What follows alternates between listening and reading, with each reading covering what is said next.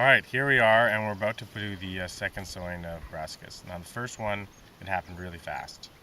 So we didn't take the time and explain what we were doing very much.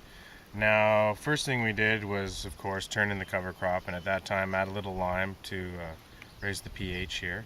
And then we went along, we shoveled the paths up, sort of making a raised bed and sort of distinguishing the paths so that, that's where you're going to travel, foot traffic, wheelbarrows, makes it easier to move stuff around. And after the paths are shoveled up, then we put a good dose of compost. Each of these beds got 6 heaping kind of wheelbarrow loads of compost spread to the middle, mostly of the bed, and then rototilled in. And that was a week ago, and here we are today. And what are we doing? We're going to get them in the ground. So we go along, and this is a little bit of wood ash from our stove, burnt over the winter time. We go around and we mark out the centers. This raises, again, boosts the pH a little bit, and also tells us where we're going to plant stuff. Just like I have a love of baling twine and strings to make straight furrows, also this really helps when it comes to spacing and how much plant and what you actually need to move around from the greenhouse.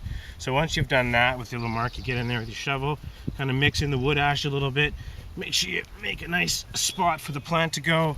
Here's your plant. Again, a brassica is ready to transplant when it has about 5 to 8 true leaves. There we go, nice looking cauliflower. I'm going to pinch the cotyledons up, and we're going to plant these guys pretty deep. They got a little bit leggy and strange in our greenhouse over the last little bit because of the cherry tree. We lose a little bit of sunlight, so they're fine. These things don't like the hot, but they need to go in the ground, so we make a nice hole, put them in the ground, and we're going to get them right planted up to their first true leaves.